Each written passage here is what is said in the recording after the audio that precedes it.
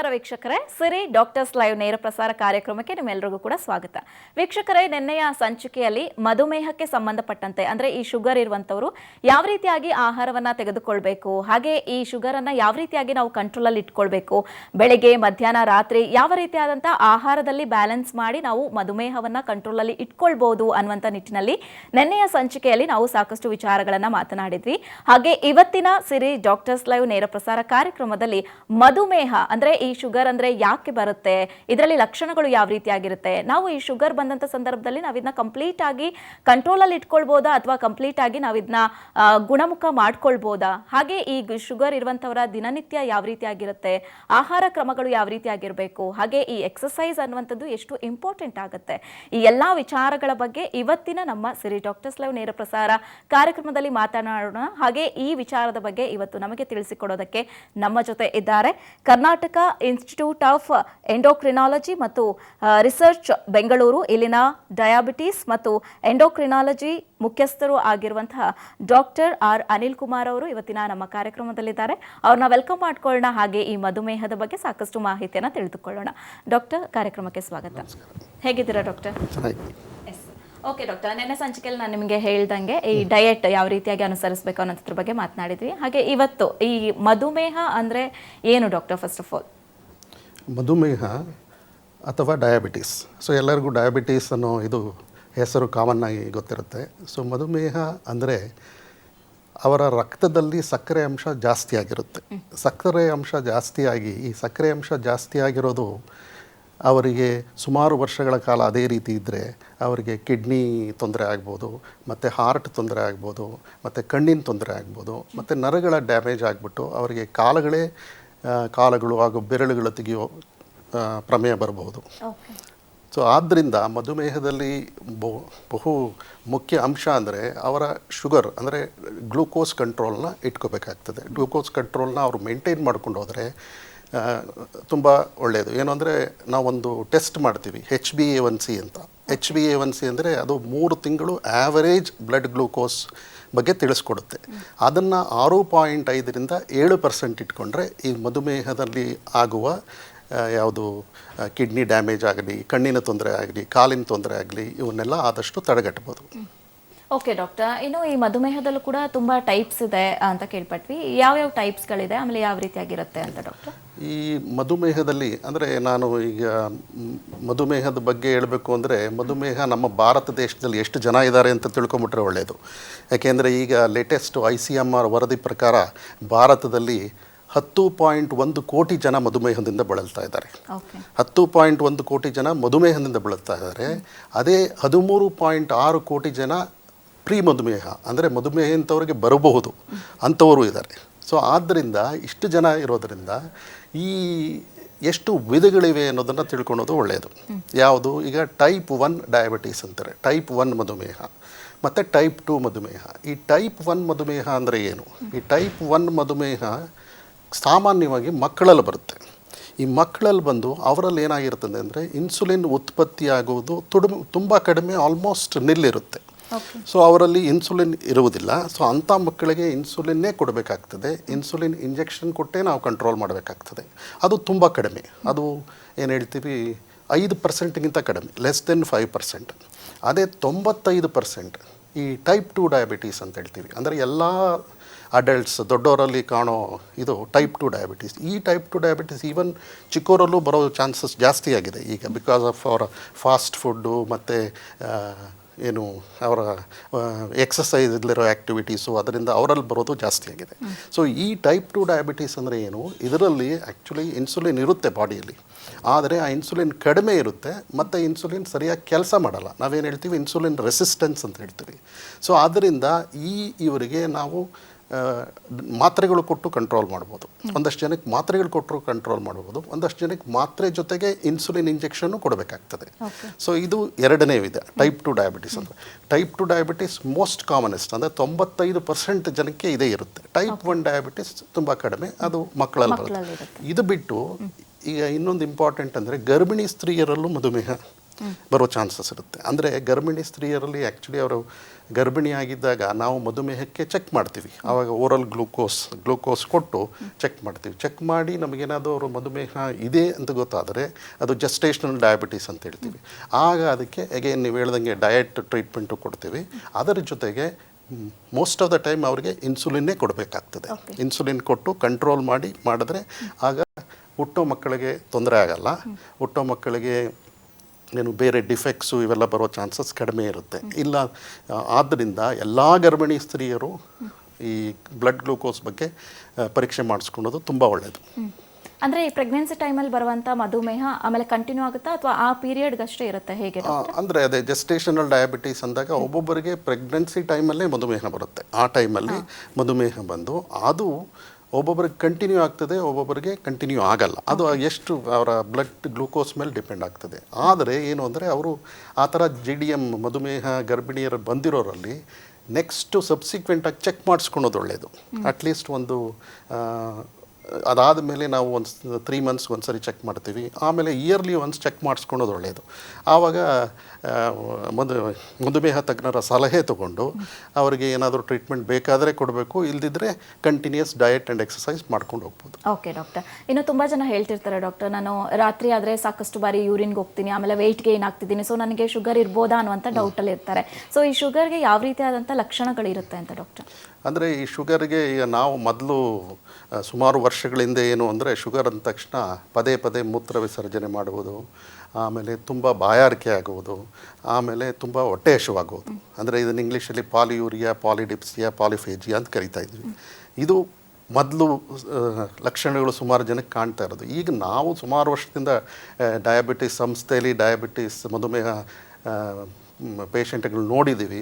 ಏನು ಅಂದರೆ ಈಗ ಬರೋರಲ್ಲಿ ಏನು ಮುಖ್ಯವಾಗಿ ಅಂದರೆ ಕಾಲು ಉರಿ ಅಂತ ಬರ್ತಾರೆ, ಕಾಲು ನೋವು ಅಂತ ಬರ್ತಾರೆ. ಆಮೇಲೆ ಒಬ್ಬೊಬ್ಬರಿಗೆ ಕಾಲಲ್ಲಿ ಏನಾದರೂ ಗಾಯ ಆದರೆ ವಾಸಿ ಆಗಲ್ಲ. ಆಮೇಲೆ ಒಬ್ಬೊಬ್ಬರಿಗೆ ಸುಸ್ತು ಅಂತ ಬರ್ತಾರೆ. ಇನ್ನು ಒಂದಷ್ಟು ಜನ ತೂಕ ಕಡಿಮೆ ಆಗಿರುತ್ತೆ, ಅದು ಮೇನ್ ಸಿಂಪ್ಟಮ್. ತೂಕನೂ ಕಡಿಮೆ ಆಗಿಬಿಟ್ಟಿರುತ್ತೆ. ತೂಕ ಕಡಿಮೆ ಆಗಿರೋವಾಗೂ ನಾವು ಮಧುಮೇಹ ಅಂತ ಸಸ್ಪೆಕ್ಟ್ ಮಾಡಿ ಇದು ಮಾಡ್ತೀವಿ. ಇದರಲ್ಲಿ ಮತ್ತೊಂದು ಇಂಪಾರ್ಟೆಂಟ್ ಏನು ಅಂದರೆ ಒಂದು 50% ಜನಕ್ಕೆ ಸಿಂಪ್ಟಮ್ಸೇ ಇರಲ್ಲ, ಏನೂ ಇರಲ್ಲ ಸಿಂಪ್ಟಮ್ಸು. ಅವರು ರೆಗ್ಯುಲರ್ ಆ್ಯನ್ಯುಯಲ್ ಚೆಕಪ್ ಮಾಡಿಸ್ಕೊಂಡಾಗ ಅವರು ಮಧುಮೇಹದ ಬಗ್ಗೆ ಗೊತ್ತಾಗುತ್ತೆ. ಸೊ ಆದ್ದರಿಂದ ನಾವೇನು ಹೇಳ್ತೀವಿ ಅಂದರೆ ಆದಷ್ಟು ರೆಗ್ಯುಲರ್ ಚೆಕಪ್ ಮಾಡಿಸ್ಕೊಳ್ಳೋದು ತುಂಬ ಒಳ್ಳೆಯದು. ರೆಗ್ಯುಲರ್ ಚೆಕಪ್ ಮಾಡಿಕೊಂಡು ವೈದ್ಯರ ಸಲಹೆ ಪಡ್ಕೊಂಡ್ರೆ ತುಂಬ ಒಳ್ಳೆಯದು. ಓಕೆ ಡಾಕ್ಟರ್, ಒಬ್ರು ಕಾಲರ್ ಇದ್ದಾರೆ, ಮಾತಾಡ್ಸ್ಕೊಳ್ಳೋಣ. ಹಲೋ ಹಲೋ ಹಲೋ, ನಮಸ್ತೆ ಸರ್, ನಿಮ್ಮ ಹೆಸರು? ಸ್ವಾಮಿ ಅಂತ. ಸ್ವಾಮಿ ಅವರು ಎಲ್ಲಿಂದ ಕಾಲ್ ಮಾಡ್ತಿದ್ದೀರಾ? ದಾವಣಗೆರೆಯಿಂದ. ಓಕೆ ಸ್ವಾಮಿ ಅವರೇ, ಡಾಕ್ಟರ್ ಇದ್ದಾರೆ, ನಿಮ್ಮ ಸಮಸ್ಯೆ ಏನಿದೆ ಮಾತಾಡಿ.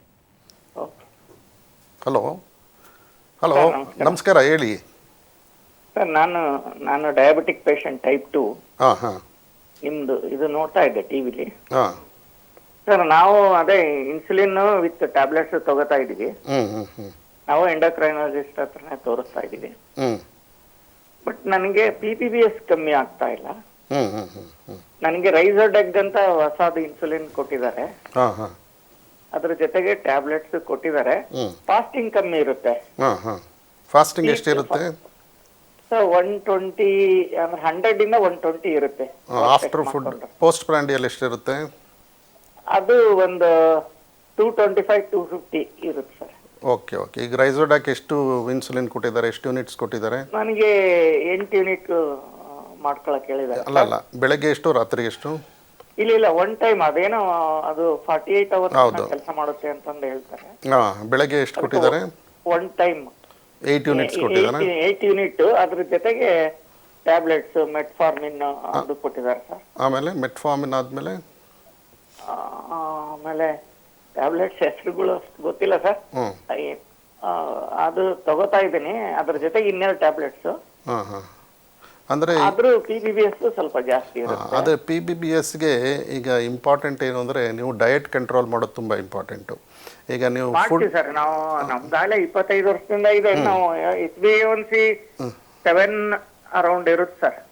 ಅಂದರೆ ಈಗ ಫುಡ್ ಕಂಟ್ರೋಲ್ ಒಂದು ಕಡೆ, ಆಮೇಲೆ ನಿಮಗೆ ರೈಸೋಡ್ಯಾಕ್ ಕೊಟ್ಟಿದ್ದಾರಲ್ಲ, ಸೊ ರೈಸೋಡ್ಯಾಕ್ 8 ಯೂನಿಟ್ಸ್ ಕೊಟ್ಟಿದ್ದಾರೆ. ಅದು ಬೇಕಾದರೆ ಸ್ವಲ್ಪ ಜಾಸ್ತಿ ಮಾಡ್ಕೋಬೋದು. ಇಲ್ಲ ಅಂದರೆ ನಿಮಗೆ ಪೋಸ್ಟ್ ಪ್ರ್ಯಾಂಡಿಯಲ್ ಮಾತ್ರ ಕಂಟ್ರೋಲ್ ಬರಬೇಕು ಅಂದರೆ ಬೇರೆ ಇನ್ನೊಂದು ನೋವೋ ರ್ಯಾಪಿಡ್ ಅಂತ ಬರುತ್ತೆ. ಸೊ ಅದು ನೋವಾರ್ಯಾಪಿಡ್ಡು ಒಂದು 6 to 8 ಯೂನಿಟ್ಸ್ ಥರ ತೊಗೊಂಡು ಟ್ರೈ ಮಾಡಿ ನೋಡ್ಬೋದು. ನೀವು ನಿಮ್ಮ ಮಧುಮೇಹ ತಜ್ಞರಲ್ಲಿ ಕನ್ಸಲ್ಟ್ ಮಾಡಿದ್ರೆ ಒಳ್ಳೆಯದು. ಬಟ್ ಡಯಟ್ ಕಂಟ್ರೋಲ್ ಆಲ್ಸೋ ತುಂಬ ಇಂಪಾರ್ಟೆಂಟು. ನೀವು ತೊಗೊಳೋ ಫುಡ್ಡಲ್ಲಿ ಕ್ಯಾಲರೀಸ್, ಈಗ ರೈಸು ವೀಟ್ ಆಗಲಿ ಅದು ಕಡಿಮೆ ಮಾಡಿ ಸ್ವಲ್ಪ ವೆಜಿಟೇಬಲ್ಸ್ ಜಾಸ್ತಿ ತಗೊಳ್ಳಿ. ಆಮೇಲೆ ಒಂದೇ ಸರಿ ಜಾಸ್ತಿ ತಿನ್ನಬೇಡಿ. ನೀವು ತಿನ್ನೋ ಇದರಲ್ಲಿ ಫಾರ್ ಎಕ್ಸಾಂಪಲ್ ಬೆಳಗ್ಗೆ ನೀವು ಎಷ್ಟು ಫುಡ್ ತೊಗೋತೀರಾ ಅದು ಸ್ವಲ್ಪ ಕಮ್ಮಿ ಮಾಡಿಕೊಂಡು ಒಂದು 11-11:30 ಸ್ನ್ಯಾಕ್ಸ್ ಟೈಮಲ್ಲಿ ಏನಾದರೂ ತೊಗೊಂಡು ಇದು ಮಾಡಿಕೊಂಡ್ರೆ ಒಳ್ಳೆಯದು. ಡಾಕ್ಟರ್, ನೀವು ತಿಳಿಸ್ಕೊಡ್ತಾ ಇದ್ರಿ ಸಿಂಪ್ಟಮ್ಸ್ ಎಲ್ಲ ಹೇಗಿರುತ್ತೆ ಅಂತ. ಇನ್ನು ಈ ಗ್ಲೂಕೋಸ್ ಲೆವೆಲ್ ಯಾವ ರೀತಿಯಾಗಿ ಇರಬೇಕು ಡಾಕ್ಟರ್ ಒಬ್ಬ ಶುಗರ್ ಪೇಷಂಟಲ್ಲಿ ಅಂತ? ಅಂದರೆ ಈಗ ಮಧುಮೇಹದಲ್ಲಿ ನಾವು ಪ್ರೀ ಡಯಾಬಿಟಿಸ್ ಅಂತ ಹೇಳ್ತೀವಿ. ಅಂದರೆ ಮಧುಮೇಹದ ಬರೋಕ್ಕೆ ಮೊದಲು ಈ ಪ್ರೀ ಡಯಾಬಿಟಿಸ್ ಅಂದರೆ ಏನು ಅಂತ ತಿಳ್ಕೋಬೇಕು. ಈ ಪ್ರೀ ಡಯಾಬಿಟಿಸ್ ಅಂದರೆ ಈಗ ನಾವು ಬರೀ ಹೊಟ್ಟೆಯಲ್ಲಿ ಫಾಸ್ಟಿಂಗ್ ಬ್ಲಡ್ ಶುಗರು 100ರಿಂದ 125 ಇದ್ದರೆ 125 mg/dL ಇದ್ದರೆ ಅದು ಪ್ರೀ ಡಯಾಬಿಟಿಸ್ ಅಂತ. ಆಮೇಲೆ ಅದೇ ಆಫ್ಟರ್ ಫುಡ್ ಅಂದರೆ ಯೂಶ್ವಲಿ ನಾವು ಗ್ಲೂಕೋಸ್ ಕೊಡ್ತೀವಿ. ಗ್ಲೂಕೋಸ್ ಚೆಕ್ ಮಾಡಿದ್ಮೇಲೆ 140ರಿಂದ 199 ಆ ಇದರಲ್ಲಿದ್ದರೆ ಅವ್ರನ್ನ ಪ್ರೀ ಡಯಾಬಿಟಿಸ್ ಅಂತ ಹೇಳ್ತೀವಿ. ಆಮೇಲೆ ನಾನು ಆಗಲೇ ಹೇಳ್ದಂಗೆ HbA1c 3 months average blood sugar ಅದು 5.7ರಿಂದ 6.4 ಇದ್ದರೆ ಅದು ಪ್ರೀ ಡಯಾಬಿಟಿಸ್ ಅಂತ ಹೇಳ್ತೀವಿ. ಇದು ಯಾಕೆ ಇಂಪಾರ್ಟೆಂಟು ಪ್ರೀ ಡಯಾಬಿಟಿಸ್ ಅಂದರೆ ಈ ಪ್ರೀ ಡಯಾಬಿಟಿಸ್ ಈ 3 ಇದರಲ್ಲಿ ನಮಗೆ ಪ್ರೀ ಡಯಾಬಿಟಿಸ್ ಅಂತ ಗೊತ್ತಾದರೆ ಇಂಥವರಿಗೆ ನೀವು ರೆಗ್ಯುಲರ್ ವಾಕಿಂಗ್ ಮಾಡಿ ಡಯಟ್ ಬಗ್ಗೆ ತಿಳಿಸಿ ಹೇಳಿದ್ರೆ ಡಯಾಬಿಟಿಸ್ ಬರೋದನ್ನು ನಾವು ತಡೆಗಟ್ಬೋದು, ಪ್ರಿವೆಂಟ್ ಮಾಡ್ಬೋದು. ಸೊ ಅದಕ್ಕೆ ಈ ಪ್ರೀ ಡಯಾಬಿಟಿಸ್ ಬಗ್ಗೆ ತಿಳ್ಕೋಬೇಕು.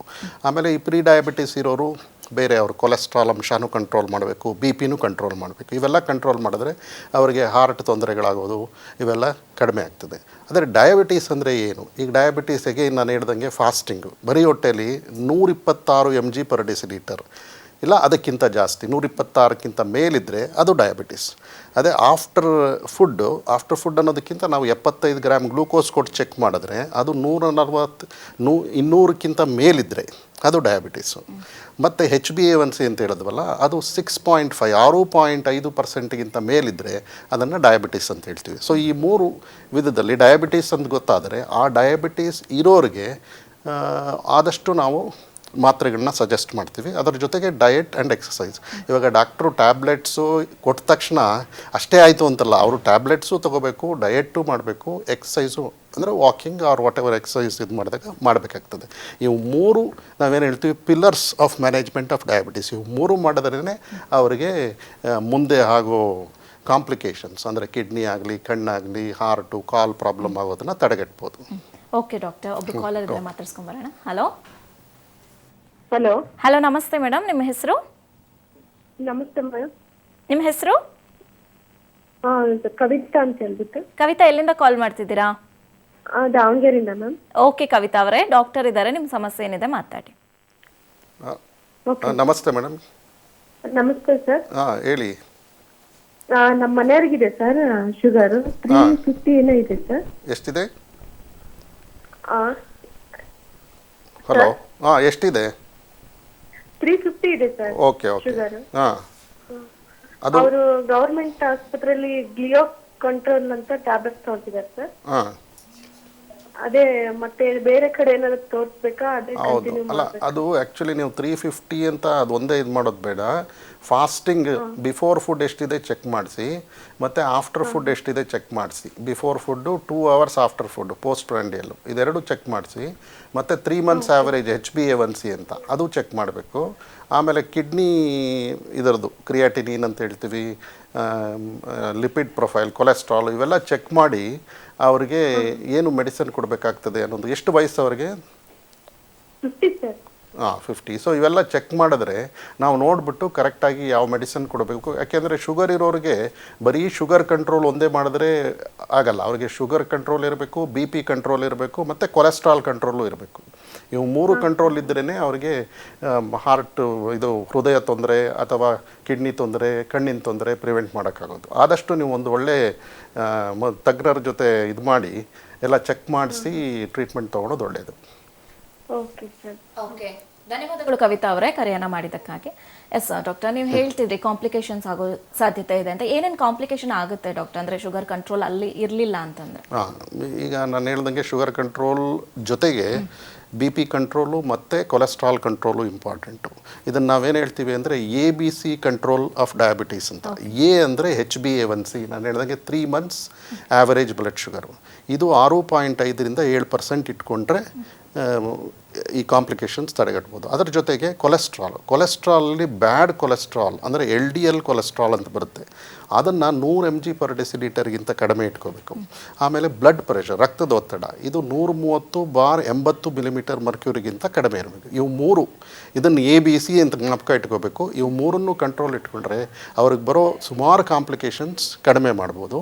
ಅಂದರೆ ಕಾಂಪ್ಲಿಕೇಶನ್ಸ್ ಏನೇನು ಅಂದರೆ ನಾನು ಈಗಾಗಲೇ ಹೇಳ್ದಂಗೆ ಅವರಿಗೆ ಮೂತ್ರಪಿಂಡ, ಕಿಡ್ನಿ ಡ್ಯಾಮೇಜ್ ಆಗ್ಬೋದು, ಮತ್ತು ಕಣ್ಣಿನ ಡ್ಯಾಮೇಜು ಅಂದರೆ ರೆಟಿನಾ ಡ್ಯಾಮೇಜ್ ಆಗುತ್ತೆ. ರೆಟಿನಾ ಅಂದರೆ ಕಣ್ಣಿನ ಪರದೆ ಬರುತ್ತೆ, ಅದು ಡ್ಯಾಮೇಜ್ ಆಗೋದನ್ನು ಪ್ರಿವೆಂಟ್ ಮಾಡ್ಬೋದು. ಮತ್ತು ಕಾಲು ನರಗಳ ಡ್ಯಾಮೇಜ್ ಆಗಿ ನಾನು ಹೇಳ್ದಂಗೆ ಕಾಲು ಬೆರಳುಗಳು ಇಲ್ಲ ಕಾಲು ತೆಗಿಯೋ ಪ್ರಮೇಯ ಬರ್ಬೋದು. ಸೊ ಅದನ್ನು ಪ್ರಿವೆಂಟ್ ಮಾಡ್ಬೋದು. ಮತ್ತು ಹಾರ್ಟು, ಈಗ ಡಯಾಬಿಟೀಸ್ ಇರೋರಿಗೆ ಬೇರೆಯವ್ರಿಗಿಂತ 2ರಿಂದ 3 ಪಟ್ಟು ಹಾರ್ಟ್ ತೊಂದರೆಗಳು ಜಾಸ್ತಿ. ಅಂದರೆ ಈ ಹಾರ್ಟ್ ಅಟ್ಯಾಕ್ಸ್ ಆಗಲಿ, ಬೇರೆ ಚೆಸ್ಟ್ ಪೇಯ್ನ್ ಬರೋದು, ಇವೆಲ್ಲ ಜಾಸ್ತಿ ಇರುತ್ತೆ ಅವರಲ್ಲಿ. ಸೊ ಆದ್ದರಿಂದ ಈ ಕಂಟ್ರೋಲ್ ಮಾಡಿದ್ರೆ ಅದನ್ನು ಆದಷ್ಟು ಪ್ರಿವೆಂಟ್ ಮಾಡ್ಬೋದು. ಎಸ್ ಡಾಕ್ಟರ್, ಈ ಡಯಾಬಿಟಿಸ್ ಇರುವಂಥ ಪೇಷಂಟ್ಗಳು ಫುಡ್ ಕೇರನ್ನು ತುಂಬ ಚೆನ್ನಾಗಿ ಮಾಡಬೇಕು, ತುಂಬ ಹುಷಾರಾಗಿರಬೇಕು ಅಂತ ಹೇಳ್ತಾರೆ. ಯಾಕೆ ಡಾಕ್ಟರ್? ಆಮೇಲೆ ಈ ಫುಡ್ ಕೇರ್ ಅಂದರೆ ಏನು ಅಂತ? ಅಂದರೆ ಡಯಾಬಿಟೀಸ್ ಅವರು ನಾವು ಹೇಳ್ದಂಗೆ ಏನು ಹೇಳ್ತೀವಿ ಅಂದರೆ ಈ ಪಾದಗಳನ್ನ ಅವರ ಮುಖ ನೋಡ್ಕೊಂಡಂಗೆ ನೋಡ್ಕೋಬೇಕು ಅಂತ ಹೇಳ್ತೀವಿ. ಅಂದರೆ ಈ ಡಯಾಬಿಟೀಸ್ ಅವ್ರಿಗೆ ಪಾದದಲ್ಲಿ ಏನಾಗ್ತದೆ, ಅವರಿಗೆ ಸೆನ್ಸೇಷನು, ಸ್ಪರ್ಶಜ್ಞಾನ ಇಲ್ದಂಗೆ ಆಗಿಬಿಡುತ್ತೆ. ಅಂದರೆ ಸ್ಪರ್ಶಜ್ಞಾನ ಕಮ್ಮಿ ಆಗುತ್ತೆ. ಸ್ಪರ್ಶಜ್ಞಾನ ಕಮ್ಮಿ ಆಗೋದ್ರಿಂದ ಆದಷ್ಟು ಕಾಲಿಗೆ ಗಾಯ ಆಗದಂಗೆ ನೋಡ್ಕೋಬೇಕು ಅವರು. ಅವರಿಗೆ ಕಾಲಿಗೆ ಏನಾದರೂ ಗಾಯ ಆದರೆ ಅದು ವಾಸಿಯಾಗೋದು ಪ್ರಾಬ್ಲಮ್ ಆಗ್ತದೆ. ಮತ್ತು ಅದು ಮುಂದೆ ಇನ್ಫೆಕ್ಷನ್ ಆಗಿನೂ ನಾನು ಹೇಳ್ದಂಗೆ ಒಂದು ಬೆರಳೋ ಇಲ್ಲ ಇದು ತೆಗಿಯೋ ಚಾನ್ಸಸ್ ಬರ್ಬೋದು. ಆದ್ದರಿಂದ ಆದಷ್ಟು ಕಾಲನ್ನ ತುಂಬ ಚೆನ್ನಾಗಿ ನೋಡ್ಕೋಬೇಕು.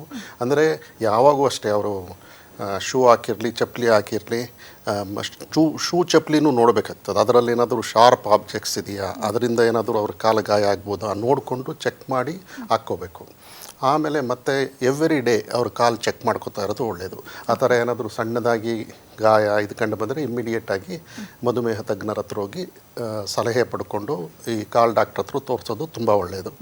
ಸೊ ಅದರ ಜೊತೆಗೆ ಏನಾಗ್ತದೆ, ಈ ಕಾಲನ್ನ ನಾವು ಯೂಶ್ವಲಿ ನಮ್ಮ ಸಂಸ್ಕೃತಿಯಲ್ಲಿ ಈಗ ದೇವಸ್ಥಾನಕ್ಕೆ ಹೋಗ್ಬೇಕಾದ್ರೆ ಬರೀ ಕಾಲಲ್ಲಿ ಹೋಗೋದು ಇದೆಲ್ಲ ಇದೆ. ಸೊ ಆ ಬರೀ ಕಾಲಲ್ಲಿ ಹೋಗ್ಬೇಕಾದ್ರೆ ತುಂಬ ಹುಷಾರಾಗಿ ಇದು ಮಾಡಬೇಕು. ಆದಷ್ಟು ನಾವು ಬರೀ ಕಾಲಲ್ಲಿ ಹೋಗಬೇಡಿ, ಇಲ್ಲ ಸಾಕೊಂಡು ಹೋಗಿ ಅಂತ ಹೇಳ್ತೀವಿ ನಮ್ಮ ಮಧುಮೇಹಿಗಳಿಗೆ. ಸೊ ಇಲ್ಲ ಅವರು ಹಾಗೆ ಹೋದರೆ ಆದಷ್ಟು ಸಾಯಂಕಾಲ ಟೈಮ್ ಹೋಗೋದು ಒಳ್ಳೆಯದು. ಈ ಬಿಸಿಲಲ್ಲಿ ಹೋದರೆ ಅವರಿಗೆ ಕಾಲು ಪಾದ ಬರ್ನ್ ಆಗಿಬಿಟ್ಟು ಅಲ್ಸರ್ಸ್ ಆಗೋ ಚಾನ್ಸಸ್ ಇರುತ್ತೆ. ಸೊ ಅದನ್ನು ಇದು ಮಾಡಬೇಕು. ಆಮೇಲೆ ಕಾಲನ್ನ ಆದಷ್ಟು ಡ್ರೈ ಆಗಿ ಇಟ್ಕೋಬೇಕು. ಈ ಟವಲಲ್ಲಿ ನೀರೇನಾದರೂ ಬಿದ್ದರೆ ಕ್ಲೀನಾಗಿ ಒರೆಸಿ, ಈವನ್ ಬೆರಳು ಸಂಧಿಗಳಲ್ಲೂ ಕಾಲು ಒರೆಸಿ ಡ್ರೈ ಆಗಿ ಇಟ್ಕೊಳ್ಳೋದು ತುಂಬ ಒಳ್ಳೆಯದು. ಆಮೇಲೆ ನಾನು ಹೇಳ್ದಂಗೆ ಏನಾದರೂ ಸಣ್ಣ ಗಾಯ ಆದರೂ ಇಮ್ಮಿಡಿಯೇಟಾಗಿ ಸಲಹೆ ತೊಗೊಳೋದು ತುಂಬ ಒಳ್ಳೆಯದು. ಓಕೆ ಡಾಕ್ಟರ್, ಮತ್ತೊಬ್ಬರು ಕಾಲರ್ ಇದ್ದಾರೆ, ಮಾತಾಡ್ಸೋಣ. ಹಲೋ ಹಲೋ ಹಲೋ, ನಮಸ್ತೆ ಸರ್. ನಮಸ್ತೆ ಮೇಡಮ್. ನಿಮ್ಮ ಹೆಸರು? ಪರಮೇಶ್ವರ್ ಅಂತ. ಪರಮೇಶ್ವರ್ ಅವರು ಎಲ್ಲಿಂದ ಕಾಲ್ ಮಾಡ್ತಿದ್ದೀರಾ? ಹಾಸನಿಂದ ಮಾತಾಡ್ತಾ ಇದ್ದೀನಿ. ಹಾಸನಿಂದ. ಓಕೆ, ಡಾಕ್ಟರ್ ಇದ್ದಾರೆ, ನಿಮ್ಮ ಸಮಸ್ಯೆ ಏನಿದೆ ಮಾತಾಡಿ. ನಮಸ್ತೆ. ನಮಸ್ತೆ ಸರ್. ಹಾಂ ಹೇಳಿ ಸರ್, ನಾನು ಪರಮೇಶ್ವರ್ ಅಂತ ಹೇಳ್ಬಿಟ್ಟು ಹಾಸನಿಂದ ಮಾತಾಡ್ತಾ ಇರೋದು. ಹಾಂ ಹೇಳಿ. ನನಗೆ ಹೆಚ್ಚು ಕಮ್ಮಿ ಒಂದು 35 ವರ್ಷದಿಂದ ಇದೆ, ಡಯಾಬಿಟಿಕ್ ಇದೆ ಸರ್. ನಾನು ಈಗ ಸ್ವಲ್ಪ ದಿವಸಗಳಿಂದ ಮಾತ್ರೆ ಆಗೋದಿಲ್ಲ, ನೀವು ಇನ್ಸುಲಿನ್ ತಗೋಬೇಕು, 30-70 ಹ್ಯೂಮನ್ ಮಿಕ್ಸರ್ ಕೊಡ್ತಾ ಇದ್ದಾರೆ. ಬೆಳಿಗ್ಗೆ 20, ರಾತ್ರಿ 10. ಈಗ ಏನಾಗ್ತಾ ಇದೆ ಅಂದ್ರೆ ಮೊದ್ಲು ಗೊತ್ತಾಗುತ್ತಿರ್ಲಿಲ್ಲ ಮಾತ್ರೆ ತಗೊಂಡಾಗ. ಈಗ ಶುಗರ್ ಕೆಲವು ಸಲ ಲೋ ಆಗ್ಬಿಡುತ್ತೆ ಸರ್. ಲೋ ಅಂದ್ರೆ ನಾನು ಟೆಸ್ಟಿಂಗ್ ಮನೆಯಲ್ಲ ಮಾಡ್ಕೊಳ್ತೀನಿ ಡಯಾಮೀಟರ್ ನಿಂದ. 70 50 ವರೆಗೂ ಬಂದ್ಬಿಡುತ್ತೆ. 50 ವರೆಗೂ ಬಂದ್ಬಿಡುತ್ತೆ. ಅಂದ್ರೆ ಈಗ ಶುಗರ್ ಲೋ ಆದಾಗ ಗೊತ್ತಾಗುತ್ತೆ ನನಗೆ ಡೇ ಟೈಮಲ್ಲಿ. ಲೈಟ್ ಎಲ್ಲ ಆಗ್ಬಿಟ್ರೆ ಏನ್ ಮಾಡುದು ಸರ್ ಅಂತ ಅದೇ ಯೋಚನೆ. ಅದೇ ಈಗ ನೀವು HbA1c ಎಷ್ಟಿದೆ ನಿಮ್ದು? ಅದು ಮಾಡ್ಸಿಲ್ಲ ಸರ್, ಮಾಮೂಲಿ ಇದು FBS PBS ಅಲ್ಲ, HbA1c ಅಂತ ಮಾಡಿಸಿ.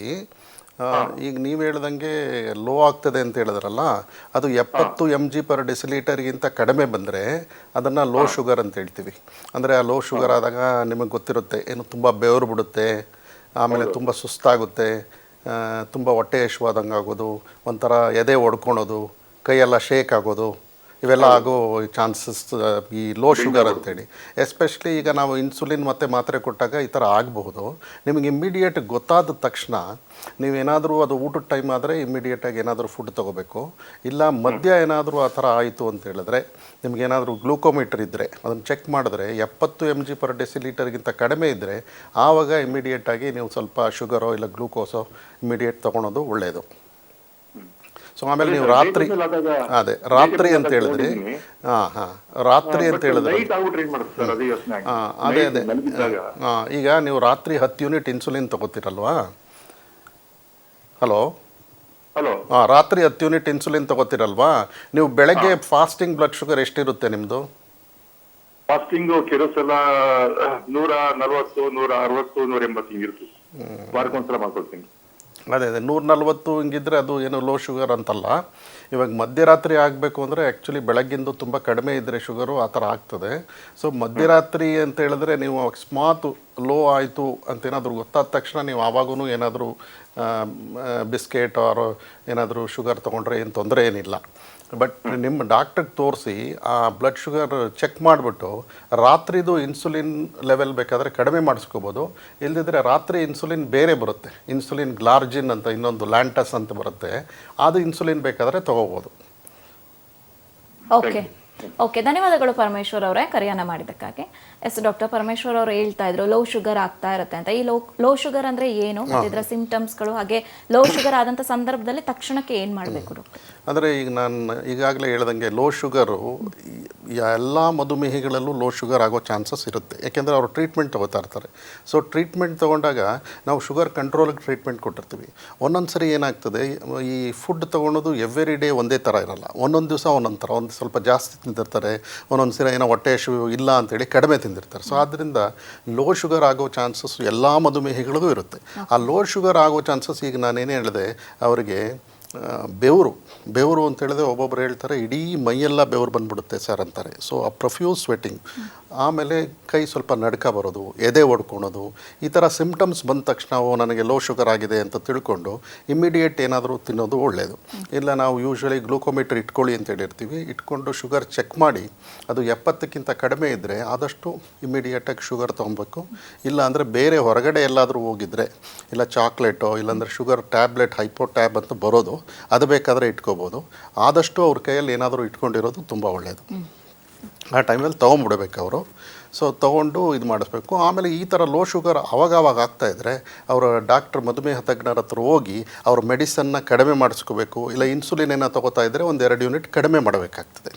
ಇವಾಗ ಅಕಸ್ಮಾತ್ ಅವ್ರಿಗೆ ಮಧ್ಯಾಹ್ನ ಏನಾದರೂ ಲೋ ಶುಗರ್ ಆದರೆ ಬೆಳಗಿನ ಟೈಮ್ ಇನ್ಸುಲಿನ್ ನೋಡಿಕೊಂಡು ಕಡಿಮೆ ಮಾಡಬೇಕಾಗ್ತದೆ. ಇಲ್ಲ ಅಕಸ್ಮಾತ್ ಬೆಳಗ್ಗಿನ ಶುಗರ್ ಏನೋ ಲೋ ಆಗಿದರೆ ರಾತ್ರಿ ಇನ್ಸುಲಿನ್ ಕಡಿಮೆ ಮಾಡಬೇಕಾಗ್ತದೆ. ಅದು ಮಧುಮೇಹ ತಜ್ಞರ ಹತ್ರ ಕೇಳಿಬಿಟ್ಟು ಕಡಿಮೆ ಮಾಡಿ ಇದು ಮಾಡೋದು ತುಂಬ ಒಳ್ಳೆಯದು. ಓಕೆ ಡಾಕ್ಟರ್, ಮತ್ತೊಬ್ರು ಕಾಲರ್ ಇದ್ದಾರೆ, ಮಾತಾಡ್ಸೋಣ. ಹಲೋ ಹಲೋ, ನಮಸ್ತೆ ಸರ್, ನಿಮ್ಮ ಹೆಸರು? ಮೇಡಮ್ ನಮ್ಮ ಹೆಸರು ರವಿ ಅಂದ್ಬಿಟ್ಟು. ರವಿ, ಎಲ್ಲಿಂದ ಕಾಲ್ ಮಾಡ್ತಿದ್ದೀರಾ? ಮೇಡಮ್ ನಾವಿದು ಲಕ್ಷಾಂಧ್ರದಿಂದ ಮಾತಾಡೋದು. ಲಕ್ಷಾಂಧ್ರದಿಂದ. ಓಕೆ ರವಿ ಅವರೇ, ಡಾಕ್ಟರ್ ಇದ್ದಾರೆ, ನಿಮ್ಮ ಸಮಸ್ಯೆ ಏನಿದೆ ಮಾತಾಡಿ. ಹಲೋ, ನಮಸ್ಕಾರ, ಹೇಳಿ ಸರ್. ನಮಸ್ಕಾರ ಸರ್. ನಮಸ್ಕಾರ ಸರ್, ಇದು ನಮಗೆ ಒಂದು ತಿಂಗಳಿಂದ ನಮಗೆ ಶುಗರ್ ಟೆಸ್ಟ್ ಮಾಡಿಸಿದ್ವಿ. ಸೊ ಅದು ನಮಗೆ ಶುಗರ್ದು 380 ಇದೆ ಸರ್ ಪೋಸ್ಟ್ ಇದು. ಸೊ ಫಾಸ್ಟಿಂಗ್ ಬಂದ್ಬಿಟ್ಟು 164 ಇದೆ. ಸೊ ಇದು ನಾವು ಯಾವ ತರ ಕಂಟ್ರೋಲ್ ಮಾಡ್ಬೇಕಾಗುತ್ತೆ ಸರ್? ಅಲ್ಲ, ಈಗ ನೀವು ಯಾರಿಗಾದರೂ ಡಾಕ್ಟ್ರಿಗೆ ತೋರಿಸಿದ್ದೀರಾ? ಹಾಂ ಸರ್, ಇಲ್ಲಿ ಕ್ಲಿನಿಕಲ್ಲಿ ತೋರಿಸಿದ್ವಿ. ಮೆಡಿಸಿನ್ ಕೊಟ್ಟಿದ್ದಾರಾ? ಹಾಂ ಸರ್, ಇದು ಮೆಡಿಸನ್ ಬಂದ್ಬಿಟ್ಟು ಗ್ಲೈಕೋಮೆಟ್ GP1 ಅಂತ ಕೊಟ್ಟಿದ್ದಾರೆ. ಅದು ಬೆಳಗ್ಗೆ ಒಂದು ರಾತ್ರಿ ಒಂದಾ? ಇಲ್ಲ ಸರ್, ಬೆಳಿಗ್ಗೆ ಒಂದು ತಗೊಂಡಿದ್ದಾರೆ. ಸೊ ಅದು ಏನಾಗುತ್ತೆ ಅಂದ್ರೆ ಮಾತ್ರೆ ಹಾಕೊಂಡಾಗ ಸೊ ಒಂದು 2 ಅವರ್ ಆದ್ಮೇಲೆ ಫುಲ್ ಸುಸ್ತಾಗೋ ತರ ಆಗ್ಬಿಡುತ್ತೆ. ಮತ್ತೆ ಕಣ್ಣೆಲ್ಲ ಸ್ವಲ್ಪ ಅದೇ ಈಗ ಹೇಳಿದ್ವಲ್ಲ ನಾವು ಲೋ ಶುಗರ್ ಅಂತ. ಇದು ಆ್ಯಕ್ಚುಲಿ ನೀವು ಗ್ಲೈಕೋಮೆಟ್ GP1 ಅಂತ ಮಾತ್ರೆ ತಗೋತಾ ಇದ್ದೀರಾ, ಅದು GP ಅಂತಿರೋದು ಲೋ ಶುಗರ್ ಮಾಡುತ್ತೆ ಅದು. ಸೊ ಆದ್ದರಿಂದ ನೀವು ನಿಮ್ಮ ವೈದ್ಯರ ಸಲಹೆ ತಗೊಂಡು ಬೇರೆ ಗ್ಲೈಕೋಮೆಟ್ GP1 ಬಿಟ್ಟು ಬೇರೆ ಬರುತ್ತೆ. ಇವಾಗ ಗ್ಲೈಕೋಮೆಟ್ ಮತ್ತು ಇನ್ನೊಂದು ಮೆಡಿಸನ್ ವಿಲ್ಡಾಗ್ಲೆಪ್ಟಿನ್, ಸಿಟಾಗ್ಲೆಪ್ಟಿನ್ ಅಂತ ಬರುತ್ತೆ. ಆ ಥರದ್ದು ತೊಗೊಳೋದು ಒಳ್ಳೆಯದು. ನೀವು ವೈದ್ಯರ ಸಲಹೆ ತೊಗೊಂಡು ಬದಲಾಯಿಸ್ಕೊಂಬಿಡಿ. ಓಕೆ, ಧನ್ಯವಾದಗಳು ರವಿ ಅವರೇ ಕರೆಯನ್ನು ಮಾಡಿದ್ದಕ್ಕಾಗಿ. ಇನ್ನು ಡಾಕ್ಟರ್, ನಾವು ಸಾಮಾನ್ಯವಾಗಿ ಕೇಳ್ತಾರೆ, ತುಂಬ ಜನಕ್ಕೆ ಪ್ರಶ್ನೆ ಇರುತ್ತೆ, ನಮಗೆ ಒಂದ್ಸತಿ ಡಯಾಬಿಟಿಸ್ ಬಂದರೆ ಅದು ಮತ್ತೆ ಗುಣಮುಖ ಆಗೋದೇ ಇಲ್ವಾ, ಕಂಪ್ಲೀಟ್ ಆಗಿ ಹೋಗೋದೇ ಇಲ್ವಾ ಅಂತ. ಆಮೇಲೆ ಇತ್ತೀಚೆಗೆ ಚಾಲ್ತಿಯಲ್ಲಿರುವಂಥದ್ದು ಈ ರಿವರ್ಸ್ ಡಯಾಬಿಟಿಸ್ ಅನ್ನುವಂಥದ್ದು, ಇದ್ರ ಬಗ್ಗೆ ಕೂಡ ಜನ ತುಂಬ ಕನ್ಫ್ಯೂಸ್ ಆಗಿದ್ದಾರೆ. ಹೀಗಾಗಿ ಈ ರಿವರ್ಸ್ ಡಯಾಬಿಟಿಸ್ ಅಂದರೆ ಏನು ಅಂತ ಡಾಕ್ಟರ್? ಅಂದರೆ ಈಗ ರಿವರ್ಸಲ್ ಆಫ್ ಡಯಾಬಿಟೀಸ್ ಅನ್ನೋದು ಒಂದು ಸುಮಾರು ಕಡೆ ಈಗ ಎಲ್ಲರೂ ಅದರ ಬಗ್ಗೆ ಡಿಸ್ಕಷನ್ ಮಾಡೋದು, ರಿವರ್ಸ್ ಮಾಡೋದು ಅಂತ. ಈಗ ನಾವು ಮಧುಮೇಹ ಈಗ ಸುಮಾರು ನಾನು ಒಂದು 16-17 ವರ್ಷದಿಂದ ಎಷ್ಟೋ ಲಕ್ಷಾಂತರ ಪೇಷಂಟ್ ನೋಡಿರ್ತೀವಿ. ಸೊ ಅದರಿಂದ ಏನಾಗ್ತದೆ ಅಂತ ಹೇಳಿದ್ರೆ, ಮಧುಮೇಹದ ಬಗ್ಗೆ ರಿವರ್ಸ್ ಅಂತೇಳಿ ನಾವು ಅವರಿಗೆ ರಿವರ್ಸ್ ಆಗಿಬಿಟ್ಟಿದೆ, ನಿನಗೆ ಕ್ಯೂರ್ ಆಗಿದೆ ಡಯಾಬಿಟೀಸು ಅಂತ ಹೇಳಿದ್ರೆ, ಅವರು ಮತ್ತೆ ಡಯಟ್ ಎಕ್ಸಸೈಸ್ ಏನೂ ಮಾಡಿದಿರಾ ನನ್ನ ಡಯಾಬಿಟಿಸ್ ಕ್ಯೂರ್ ಆಗಿದೆ ಅಂತ ಎಷ್ಟೋ ಜನ ನಮ್ಮಲ್ಲೇ 1 ವರ್ಷ ಹಿಂಗಾದ ಮೇಲೆ ಹೈ ಶುಗರ್ 400 ಹಿಂಗೆ ಮಾಡ್ಕೊಂಬಂದಿದ್ದಾರೆ. ಸೊ ಆದ್ದರಿಂದ ಏನು ಅಂದರೆ ಡಯಾಬಿಟೀಸ್ನ ಕಂಟ್ರೋಲ್ ಮಾಡ್ಬೋದು. ಸೊ ಕಂಟ್ರೋಲ್ ಮಾಡ್ಬೋದು, ಅದಕ್ಕೆ ನಾವು ಹೇಳ್ದಂಗೆ ಡಯಟ್ ಮಾಡ್ಬೋದು, ಎಕ್ಸಸೈಸ್ ಮಾಡ್ಬೋದು, ಕಂಟ್ರೋಲ್ ಮಾಡ್ಬೋದು. ಈಗ ಡಯಟ್ ಅಂತ ಹೇಳಿದ್ರೆ ನಾವು ಆದಷ್ಟು ಸಾಮಾನ್ಯವಾಗಿ ಏನು ಡಯಟ್ ತೊಗೋತಾ ಇದ್ದೀರೋ ಅದರಲ್ಲಿ ಕ್ಯಾಲೋರೀಸ್ ಕಡಿಮೆ ಮಾಡಿ, ಫುಡ್ಡಲ್ಲಿ ಈಗ ನಾನು ಹೇಳ್ದಂಗೆ ಈಗ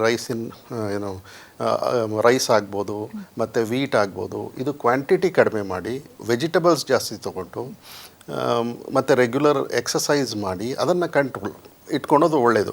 ಈಗ ಈ ರಿವರ್ಸ್ ಡಯಾಬಿಟಿಸ್ ಮಾಡುವಾಗ ಅವರು ಕ್ಯಾಲರೀಸ್ ತುಂಬ ಕಡಿಮೆ ಮಾಡಿ, ಒಂದೊಂದು ಕಡೆ ಈ ಫ್ಯಾಟ್ ಜಾಸ್ತಿ ಕೊಟ್ಟು ಈ ಥರ ಎಲ್ಲ ಮಾಡ್ತಾರೆ. ಅದು ಲಾಂಗ್ ಟರ್ಮ್ ಇದರಲ್ಲಿ ಅದು ಪ್ರೂವ್ ಆಗಿಲ್ಲ, ಏನು ಅದರಲ್ಲಿ ಜನಗಳಿಗೆ ಹೆಲ್ಪ್ ಆಗ್ತದೆ ಅಂತ. ಈಗ ನಾವು ಡಯಾಬಿಟಿಸ್ನ ರೆಮಿಷನ್ ಮಾಡ್ತೀವಿ ಅಂತ ಹೇಳ್ಬೋದು. ರೆಮಿಷನ್ ಅಂದರೆ ಕಂಟ್ರೋಲ್ ಮಾಡ್ತೀವಿ, ಕಂಟ್ರೋಲ್ ಮಾಡಿ ಅದೇ ಥರ ಕಂಟ್ರೋಲ್ ಇರ್ಬೋದು. ರಿವರ್ಸ್ ಮಾಡ್ತೀವಿ ಅಂತ ಹೇಳೋದು ಈವನ್ ಅಂತಾರಾಷ್ಟ್ರೀಯ ಇದರಲ್ಲೂ ಅದನ್ನು ಅವಾಯ್ಡ್ ಮಾಡಿ ಅಂತ ಹೇಳ್ತಾ ಇದ್ದಾರೆ. ರಿವರ್ಸ್ ಅಂತ ಹೇಳಿದ ತಕ್ಷಣ ಜನಗಳಿಗೆ ರಾಂಗ್ ಮೆಸೇಜ್ ಸ್ಪ್ರೆಡ್ ಮಾಡ್ದಂಗೆ. ಈಗ ರಿವರ್ಸ್ ಅಂದ ತಕ್ಷಣ ನಾನು ಡಯಾಬಿಟಿಸ್ ರಿವರ್ಸ್ ಆಗ್ತದೆ ಅನ್ನೋದು ಆ ತಲೆಯಲ್ಲಿ ಇಟ್ಕೊಂಡು ಅವ್ರ ಮೆಡಿಸನ್ ಕರೆಕ್ಟಾಗಿ ತೊಗೊಳಲ್ಲ. ಎಷ್ಟೋ ಜನ ಪೇಷಂಟು ನಮ್ಮ ಹತ್ರ ಬಂದು, ಸರ್ ನನಗೆ ಡಯಾಬಿಟಿಸ್ ರಿವರ್ಸ್ ಮಾಡಿ ಸರ್ ಅಂತಾರೆ. ರಿವರ್ಸ್ ಮಾಡಿದರೆ ನೀನು ಕೂತ್ಕೊಂಡ ತಕ್ಷಣ ರಿವರ್ಸ್ ಮಾಡೋಕ್ಕಾಗಲ್ಲ, ಅದಕ್ಕೆ ಬೇರೆ ಬೇರೆ ಇದಿರುತ್ತೆ. ಈಗ ಡಯಾಬಿಟೀಸಲ್ಲಿ HbA1c ಎಷ್ಟಿದೆ, ಅವರು ಡಯಾಬಿಟಿಸ್ ಎಷ್ಟು ವರ್ಷದಿಂದ ಇದೆ, ಆಮೇಲೆ ಅವರು ಫ್ಯಾಮಿಲಿ ಹಿಸ್ಟ್ರಿ ಆಫ್ ಡಯಾಬಿಟಿಸ್ ಇದೆಯಾ, ಮತ್ತು ಇನ್ನೊಂದು ಏನು ಅಂದರೆ ಡಯಾಬಿಟೀಸಲ್ಲಿ ಬೀಟಾ ಸೆಲ್ ಅಂತ ಹೇಳ್ತೀವಿ, ಇನ್ಸುಲಿನ್ ಸೆಕ್ರಿಷನ್ ಹೇಗಿದೆ, ಇವೆಲ್ಲ ಚೆಕ್ ಮಾಡಿ ನಾವು ಡಿಸೈಡ್ ಮಾಡಿ ತಜ್ಞರು ಹೇಳಬೇಕು ನಾವು ರಿವರ್ಸ್ ಮಾಡ್ತೀವಿ. Reverse in the sense reverse ಅಂತ ಹೇಳಲೇಬಾರ್ದು ಆ್ಯಕ್ಚುಲಿ. ಸೊ ಆದ್ದರಿಂದ ಇದಿರ್ಬೋದು, ಆದಷ್ಟು ಕಂಟ್ರೋಲ್ ಇರೋದು ಒಳ್ಳೆಯದು. ಆಮೇಲೆ ನಾನು ಹೇಳ್ತೀನಿ ಏನಂದರೆ, ಮಧುಮೇಹ ಇದ್ದರೆ ತೊಂದರೆ ಏನಿಲ್ಲ, ಮಧುಮೇಹದಿಂದ ಬರೋ ಕಾಂಪ್ಲಿಕೇಶನ್ಸ್ ಕಿಡ್ನಿ, ಕಣ್ಣು, ಹಾರ್ಟು ಈ ಡ್ಯಾಮೇಜ್ ಆಗ್ದಂಗೆ ನೋಡ್ಕೊಬೇಕು, ಕಾಂಪ್ಲಿಕೇಶನ್ ಆಗ್ದಂಗೆ ನೋಡಿಕೊಂಡ್ರೆ ತುಂಬ ಒಳ್ಳೆಯದು. ಡಾಕ್ಟರ್, ನಾವು ಕಾಮನ್ ಆಗಿ ನೋಡ್ತಾ ಇರ್ತೀವಿ, ಈ ಶುಗರ್ ಇರುವಂಥವ್ರಿಗೆ ಈ ಆಹಾರ ಹೇಗೆ ತಗೊಳ್ಳೋದು ಅನ್ನೋದೇ ದೊಡ್ಡ ಚಿಂತೆ ಆಗಿರುತ್ತೆ. ತುಂಬ ಜನಕ್ಕೆ ಗೋಧಿ ತಗೊಳ್ಳೋದಾ, ರಾಗಿ ತಗೊಳ್ಳೋದಾ, ರೈಸ್ ತಗೊಂಡ್ರೆ ಎಷ್ಟು ತಗೋಬೇಕು, ಹಾಗೆ ತರಕಾರಿಗಳನ್ನ ಎಷ್ಟು ತಿನ್ನಬೇಕು ಅನ್ನೋಂಥದ್ದೇ ತುಂಬ ಡೌಟ್ಸ್ ಇರುತ್ತೆ. ಈ ಆಹಾರ ಪದ್ಧತಿ ಹೇಗಿರಬೇಕು ಅಂತ ತಿಳಿಸ್ಕೊಡಿ ಡಾಕ್ಟರ್. ಅಂದರೆ ಈ ಮಧುಮೇಹ ಇರೋರಲ್ಲಿ ಈಗ ನಾವು ಮಧುಮೇಹ ಇರೋರ ಬ್ಲಡ್ ಗ್ಲೂಕೋಸ್ ಎಷ್ಟಿದೆ ಅಂತೇಳಿ ನೋಡಿಕೊಂಡು ಅದರ ಮೇಲೆ ಅವರ ಡಯಟ್ ಚಾರ್ಟ್ನ ಪ್ರಿಪೇರ್ ಮಾಡಿ, ಅಂದರೆ ನಮ್ಮ ಆಹಾರ ತಜ್ಞರು ಅದನ್ನು ಪ್ರಿಪೇರ್ ಮಾಡಿ ಕೊಡ್ತಾರೆ. ಅಂದರೆ ಇನ್ ಜನರಲ್ ಎಲ್ಲರೂ ಯಾವ ಥರ ಫಾಲೋ ಮಾಡಬೇಕು ಅಂದರೆ, ಈಗ ರೈಸ್ ಆಗಲಿ, ಗೋಧಿ ಆಗಲಿ, ರಾಗಿ ಆಗಲಿ, ಎಲ್ಲದರಲ್ಲೂ ಗ್ಲೂಕೋಸ್ ಶುಗರ್ ಇರುತ್ತೆ. ಸೊ ಶುಗರ್ ಇರೋದರಿಂದ ಸೊ ನಾವು ಒಬ್ಬೊಬ್ಬರು ಏನು ಮಾಡ್ತಾರೆ, ನಾವು ರಾಗಿ ತಿಂದರೆ ಶುಗರು ಕಡಿಮೆ ಆಗಿಬಿಡುತ್ತೆ ಅಂತ. ಆ ಥರ ಇಲ್ಲ, ರಾಗಿಯಲ್ಲೂ ಶುಗರ್ ಇರುತ್ತೆ. ಆ್ಯಕ್ಚುಲಿ ರೈಸ್ಗಿಂತ ರಾಗಿಯಲ್ಲಿ ಸ್ವಲ್ಪ ಶುಗರ್ ಜಾಸ್ತಿನೇ ಇರುತ್ತೆ. ಆದರೆ ರಾಗಿಯಲ್ಲಿ ಐರನ್ನು, ಮಿನರಲ್ಸು ಇವೆಲ್ಲ ಜಾಸ್ತಿ ಇರುತ್ತೆ. ಈ ರಾಗಿ ತಿಂದರೆ ಇನ್ನೊಂದೇನು ಅಂದರೆ ಅವರಿಗೆ ಹೊಟ್ಟೆ ಹಸಿವು ಬೇಗ ಆಗಲ್ಲ. ಸೊ ರಾಗಿ ಸ್ವಲ್ಪ ತಿಂದರೆ ಹೊಟ್ಟೆ ಹಸಿವು ಬೇಗ ಆಗದೆ ಇರೋದ್ರಿಂದ ಅವ್ರು ಅಟ್ಲೀಸ್ಟ್ ಸ್ವಲ್ಪ ನಿಧಾನ ಆದರೂ ಅವರಿಗೆ ಬೇರೆ ಈ ಸುಸ್ತಾಗೋದು ಈ ಥರ ಆಗಲ್ಲ. ಆಮೇಲೆ ರಾಗಿ, ರೈಸು, ವೀಟ್, ಚಪಾತಿ ಯಾವ್ದು ತಿಂದ್ರೂ ಅವರು ಕ್ವಾಂಟಿಟಿ ಇಂಪಾರ್ಟೆಂಟ್. ಕ್ವಾಂಟಿಟಿಯಲ್ಲಿ ಇವಾಗ ರಾಗಿ ಅಂದರೆ ರಾಗಿ ಬಾಲು, ಒಂದು ಮೋಸಂಬಿ ಸೈಜ್ ರಾಗಿ ಬಾಲ್ ಈ ಥರ ಹೇಳ್ತೀವಿ ನಾವು. ಸೊ ರಾಗಿ ಒಳ್ಳೆಯದು ಅಂಥೇಳಿ ರಾಗಿ ತುಂಬ ಜಾಸ್ತಿ ತಿಂದರೆ ಅದರಿಂದನೂ ಶುಗರ್ ಜಾಸ್ತಿ ಆಗ್ತದೆ. ಈಗ ವೀಟು, ಚಪಾತಿ ಅಂದರೆ ಒಂದು 2 ಚಪಾತಿ ಅವರ ವೆಯ್ಟು ಇದು ನೋಡಿಕೊಂಡು ಹೇಳ್ತೀವಿ. ಆಮೇಲೆ ರೈಸು ಆ್ಯಕ್ಚುಲಿ ನಾವು 2 ಕಪ್ ರೈಸ್ ಅಂತ ಹೇಳ್ತೀವಿ. ಈಗ ಯಾರು ಕಪ್ಪಲ್ಲಿ ಅಳತೆ ಮಾಡಿ ರೈಸ್ ತಿನ್ನಲ್ಲ. ರೈಸು ಅಂತ ಹೇಳಿದ್ರೆ ಒಂದಷ್ಟು ರೈಸ್ ಇಟ್ಕೊಂಡು ತಿನ್ಬಿಡ್ತಾರೆ. ಸೊ ಅದರಿಂದನೇ ಅದು ಶುಗರ್ ಜಾಸ್ತಿ ಆಗೋದು. ಈ ಮಧುಮೇಹದಲ್ಲಿ ಕ್ವಾಂಟಿಟಿ ತುಂಬ ಇಂಪಾರ್ಟೆಂಟ್. ಈಗ ನಾವು 2 ಕಪ್ ರೈಸು, ಇಲ್ಲ 2 ಚಪಾತಿ, ಇಲ್ಲ ಒಂದು ಸಣ್ಣ ಸೈಜ್ ರಾಗಿ ಬಾಲ್, ಅದ್ರ ಜೊತೆಗೆ ವೆಜಿಟಬಲ್ಸ್ ಜಾಸ್ತಿ ತೊಗೋಬೇಕು. ಈ ವೆಜಿಟಬಲ್ಸ್ ಅಂತ ಹೇಳಿದ್ರೆ ಆ ವೆಜಿಟಬಲ್ಸಲ್ಲಿ ಆಲೂಗಡ್ಡೆ ತೊಗೊಂಡಿದ್ರೆ ಒಳ್ಳೆಯದು. ಅದರ ಜೊತೆಗೆ ಸ್ವೀಟ್ ಪೊಟ್ಯಾಟೊ ಗೆಣಸು ಇದು ತೊಗೊಂಡಿದ್ರೆ ಒಳ್ಳೆಯದು. ಆಮೇಲೆ ಸ್ವೀಟ್ ಕುಂಬಳಕಾಯಿ ಅಂತ ಹೇಳ್ತೀವಿ, ಅವೆಲ್ಲ ಜಾಸ್ತಿ. ಬೇರೆ ಹಸಿರು ತರಕಾರಿಗಳು ಎಲ್ಲ ತಿನ್ಬೋದು, ಈವನ್ ಕ್ಯಾರೆಟು ತಿನ್ಬೋದು. ಒಬ್ಬೊಬ್ಬರು ಕ್ಯಾರೆಟು ತಿನ್ನಬಾರ್ದು ಅಂದ್ಕೊಂಡಿರ್ತಾರೆ, ಯಾಕೆಂದರೆ ಕ್ಯಾರೆಟಲ್ಲಿ ಬೇರೆ ವಿಟಮಿನ್ಸ್ ಎಲ್ಲ ಚೆನ್ನಾಗಿರುತ್ತೆ, ತಿನ್ಬೋದು. ಸೊ ಅದರಿಂದ ವೆಜಿಟಬಲ್ಸ್ ಜಾಸ್ತಿ ತಿಂದು ಈ ರೈಸ್ ಆಗಲಿ ವೀಟ್ ಆಗಲಿ ರಾಗಿ ಆಗಲಿ ಕಡಿಮೆ, ಅಂದರೆ ಅದಕ್ಕೆ ಪ್ರಪೋರ್ಷನ್ ನಾವೇನು ಹೇಳ್ತೀವಿ ಪ್ಲೇಟ್ ಮೆಥಡ್ ಅಂತ ಹೇಳ್ತೀವಿ. ಸೊ ಒಂದರಲ್ಲಿ ರೈಸ್ ಒಂದು ಪಾರ್ಟಲ್ಲಿ, ಇನ್ನೊಂದರಲ್ಲಿ ವೆಜಿಟಬಲ್ಸು, ಇನ್ನೊಂದರಲ್ಲಿ ದಾಲು, ಇನ್ನೊಂದರಲ್ಲಿ ಲಾಸ್ಟಲ್ಲಿ ಅಕಸ್ಮಾತು ಈಗ ಮೊಸರು ಮಜ್ಜಿಗೆನೋ ಈ ಥರ ತೊಗೊಂಡೋಗ ಡಿವೈಡ್ ಮಾಡಿಕೊಂಡು ತೊಗೋಬೇಕು. ಯಾವಾಗೂ ಒಂದೇ ರೈಸು ಪ್ಲಸ್ ಸಾಂಬಾರು ತೊಗೊಂಡು ಇದಾದರೆ ಆಗ ಶುಗರ್ ಲೆವೆಲ್ ರೈಸ್ ಆಗೋ ಚಾನ್ಸಸ್ ಜಾಸ್ತಿ ಇರುತ್ತೆ. ಓಕೆ ಡಾಕ್ಟರ್, ಒಬ್ರು ಕಾಲರ್ ಇದ್ರೆ ಮಾತಾಡ್ಸ್ಬಿಡೋಣ. ಹಲೋ ಹಲೋ ಹಲೋ, ನಮಸ್ತೆ, ನಿಮ್ಮ ಹೆಸರು? ನಮಸ್ತೆ, ನಮ್ಮ ಹೆಸರು ಜಯಶ್ರೀ ಅಂತ. ನಮ್ಮ ಹಸ್ಬೆಂಡ್ ಬಗ್ಗೆ ಕೇಳಬೇಕಿತ್ತು. ಜಯಶ್ರೀ ಅವರು ಎಲ್ಲಿಂದ ಕಾಲ್ ಮಾಡ್ತಿದ್ದೀರಾ? ಬೆಂಗಳೂರು. ಓಕೆ, ಡಾಕ್ಟರ್ ಇದ್ದಾರೆ, ನಿಮ್ಮ ಸಮಸ್ಯೆ ಏನಿದೆ ಮಾತಾಡಿ. ಹೇಳಿ. ನಮಸ್ಕಾರ, ಹೇಳಿ ಸರ್. ನಮಸ್ತೆ ಸರ್. ಹಾಂ ನಮಸ್ತೆ. ನಾವು ಇದು ಬೆಂಗಳೂರಿಂದ ನಮ್ಮ ಹಸ್ಬೆಂಡ್ ಬಗ್ಗೆ ಕೇಳಬೇಕಿತ್ತು, ಶುಗರ್ದು. ಅವ್ರಿಗೆ ಸೆನ್ಸೇಷನ್ ಇಲ್ಲ ಸರ್ ಕಾಲಿಂದು.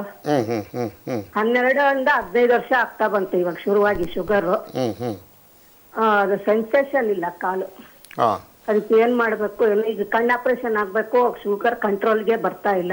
ಅಲ್ಲ, ಅವರಿಗೆ ಶುಗರ್ ಕಂಟ್ರೋಲ್ ಬರಬೇಕು ಅಂದರೆ ಈಗ ಅವರು ಮೆಡಿಸನ್ ಏನು ತಗೋತಾ ಇದ್ದಾರೆ? ಮೆಡಿಸನ್ ಇನ್ಸುಲಿನ್ ಮಾತ್ರೆ ಅಂತ ಬರ್ತಾ ಇದೆಯಲ್ಲ ಸರ್. ಇನ್ಸುಲಿನ್ ಮಾತ್ರೆ ಅಂತ ಯಾವುದು ಬರಲ್ಲ. ಅಲ್ಲ, ಇನ್ಸುಲಿನ್ ಮಾತ್ರೆ ಅಂತ ಬರಲ್ಲ. ಆ್ಯಕ್ಚುಲಿ ಇನ್ಸುಲಿನ್ ಇಂಜೆಕ್ಷನ್ ಮಾತ್ರ ಇರೋದು. ಸೊ ಇನ್ಸುಲಿನ್ ಇತ್ತು ಸರ್, ಕೊಡ್ಸಿದ್ವಿ ಇಂಜೆಕ್ಷನ್ ಇನ್ಸುಲಿನ್ದು. ಅದು ಇದು ಇವಾಗ ಇಂಜೆಕ್ಷನ್ ಅದು ಕೊಡ್ತಿದ್ದಂಗೆನೆ ಕಾಲು ಊತ ಶುರು ಆಗ್ಬಿಡ್ತು ಎರಡೂ.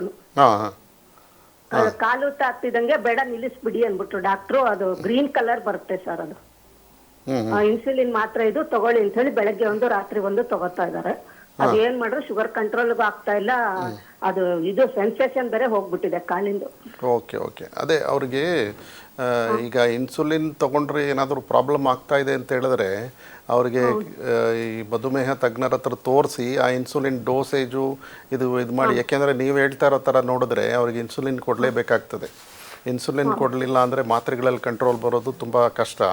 ಸೊ ಇನ್ಸುಲಿನ್ ಡೋಸೇಜು ಇದು ನೋಡಿಕೊಂಡು, ಈಗ ಬೇರೆ ಬೇರೆ ಥರ ಇನ್ಸುಲಿನ್ ಬರುತ್ತೆ.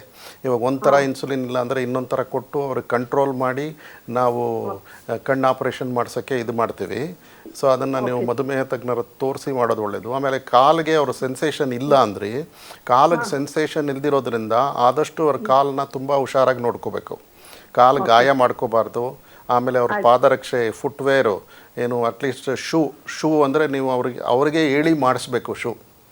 ಯಾಕೆಂದರೆ ಅವ್ರ ಅಳತೆ ಕರೆಕ್ಟಾಗಿ ಶೂ ತೊಗೊಂಡು ಅದನ್ನು ಹಾಕ್ಕೋಬೇಕು. ಯಾಕೆಂದರೆ ಅದಕ್ಕೆ ಬೇರೆ ಬೇರೆ ಕಡೆ ಮಾಡ್ತಾರೆ ಶೂಸು. ಈಗ ನಮ್ಮ ಕರ್ನಾಟಕ ಇನ್ಸ್ಟಿಟ್ಯೂಟ್ ಆಫ್ ಎಂಡೋಕ್ರೈನಾಲಜಿ ಅಂತ ಹೇಳ್ತೀವಿ, ಅದು ಇಂದಿರಾನಗರ ವಿವೇಕಾನಂದ ಮೆಟ್ರೋ ಸ್ಟೇಷನ್ ಎದುರುಗಡೆ ಇದೆ. ಅಲ್ಲಿ ಬಂದರೆ ಕಾಲಿಗೋಸ್ಕರನೇ ಒಂದು ಡಿಪಾರ್ಟ್ಮೆಂಟ್ ಇದೆ. ಅಲ್ಲಿ ಕಾಲಿಗೆ ನಿಮಗೆ ಮಾಡಿಕೊಡ್ತಾರೆ. ನೀವು ಬಂದು ಇದು ಮಾಡ್ಕೊಳೋದು ಒಳ್ಳೆಯದು. ಎಸ್ ಡಾಕ್ಟರ್, ಈಗ ತುಂಬ ಜನಕ್ಕೆ ಡಯಾಬಿಟಿಸ್ ಇರುವಂಥವ್ರು ನಾವು ಆಲ್ಕೋಹಾಲ್ ತಗೋಬೋದಾ ತಗೋಬಾರ್ದಾ ಅನ್ನುವಂಥ ಒಂದು ಕನ್ಫ್ಯೂಷನಲ್ಲಿ ಇರ್ತಾರೆ. ನಿಜಕ್ಕೂ ಶುಗರ್ ಇರುವಂಥವ್ರು ಆಲ್ಕೋಹಾಲ್ ತಗೊಳ್ಳೋದು ಎಷ್ಟು ಒಳ್ಳೆಯದು ಅಥವಾ ಏನಾಗುತ್ತೆ ಅಂತ ಡಾಕ್ಟರ್? ಅಂದರೆ ಶುಗರ್ ಇರೋರು ಆಲ್ಕೋಹಾಲ್ ಮೊದಲೇ ಅಭ್ಯಾಸ ಇರ್ಬೋದು ಒಬ್ಬೊಬ್ಬರಿಗೆ. ಸೊ ಶುಗರ್ ಬಂದ ಮೇಲೆ ನಾನು ಆಲ್ಕೋಹಾಲ್ ತಗೋಬೋದಾ ಅನ್ನೋ ಇದನ್ನು ಕೇಳ್ತಾರೆ. ಸೊ ಅದೇನಾಗ್ತದೆ ಅಂತ ಹೇಳಿದ್ರೆ, ಆದಷ್ಟು ನಾವು ಆ್ಯಸ್ ಡಾಕ್ಟರ್ಸು ಆಲ್ಕೋಹಾಲ್ ಕನ್ಸ್ಯೂಮ್ ಮಾಡೋದು ಒಳ್ಳೆಯದಲ್ಲ ಅಂತ ಹೇಳ್ತೀವಿ. ಸೊ ಆಲ್ಕೋಹಾಲ್ ತೊಗೋಬಾರ್ದು ಅಂತ ಹೇಳ್ತೀವಿ. ಸೊ ಆಲ್ಕೋಹಾಲ್ ತೊಗೊಂಡ್ರೆ ಈಗ ನಿಮಗೆ ಗೊತ್ತಿದ್ದಂಗೆ ಲಿವರ್ ಪ್ರಾಬ್ಲಮ್ ಆಗ್ಬೋದು. ಆಮೇಲೆ ತುಂಬ ಜಾಸ್ತಿ ಆಲ್ಕೋಹಾಲಿಂದ ಬೇರೆ ಬೇರೆ ಪ್ರಾಬ್ಲಮ್ಸ್ ಆಗೋ ಚಾನ್ಸಸ್ ಜಾಸ್ತಿ ಇರುತ್ತೆ.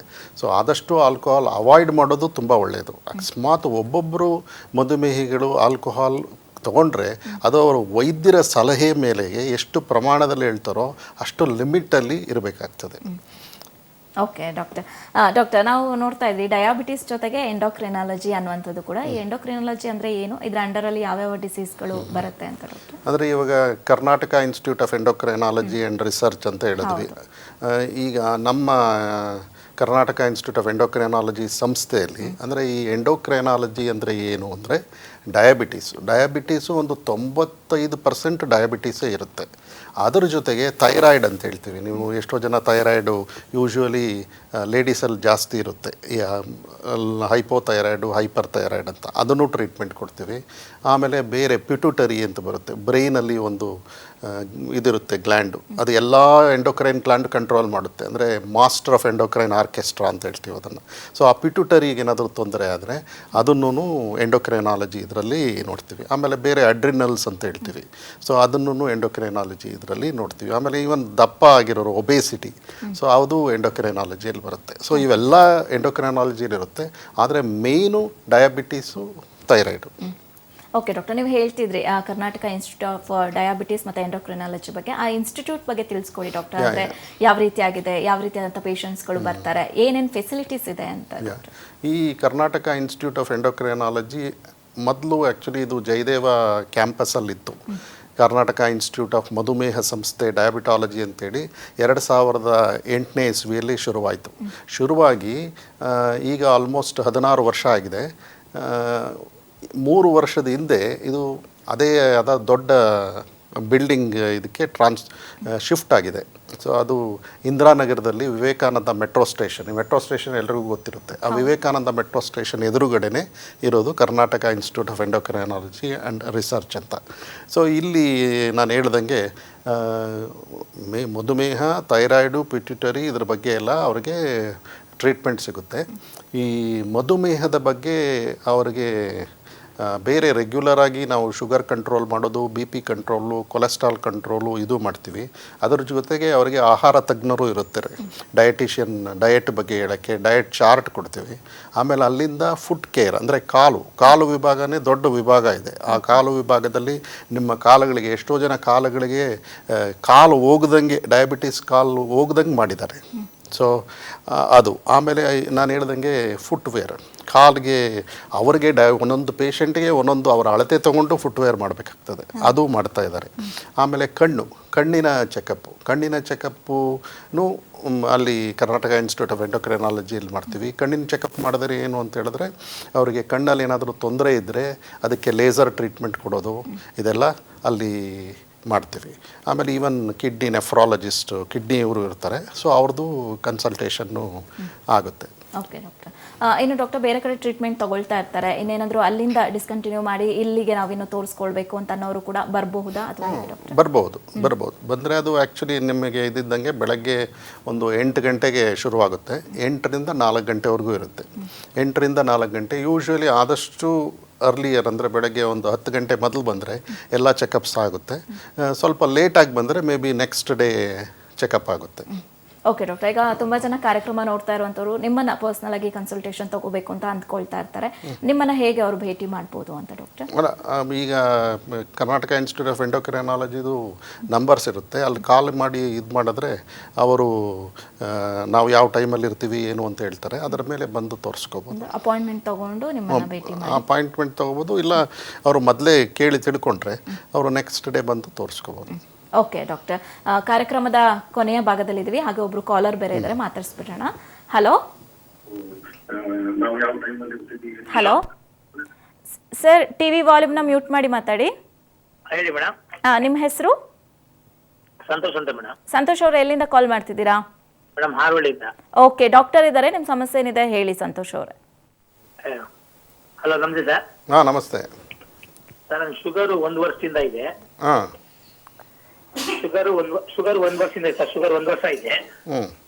1 ವರ್ಷದಿಂದ ಸರ್ ಈಗಾಗಲೇ ಶುಗರ್ ಮಾತ್ರೆ ತಗೋತಾ ಇದ್ದೀನಿ. ಶುಗರ್ ಮಾತ್ರೆ ತಗೊಂಡಿದ್ದೀನಿ. ಶುಗರ್ ಮಾತ್ರೆ ತಗೊಂಡು ಸರ್ ಆಲ್ರೆಡಿ ನನಗೆ ಶುಗರ್ ಕಮ್ಮಿ ಆಗಿಲ್ಲ. ಶುಗರ್ ಮಾತ್ರೆ ಕಮ್ಮಿ ಆದ್ಮೇಲೆ ಸರ್ ನನಗೆ ಗ್ಲೈಕೋಮೆಟಿಕ್ D2 ಫೋಟೋ ಮಾತ್ರೆ ಕೊಟ್ಟರು, ವೆಲ್ಡನ್ 50 ಅಂತ ಕೊಟ್ಟರು ಸರ್. ಆ ಮಾತ್ರೆ ಕೊಟ್ಟರೆ ಸರ್ ಈಗ ಆಲ್ರೆಡಿ ಅದು ಸ್ವಲ್ಪ ಶುಗರ್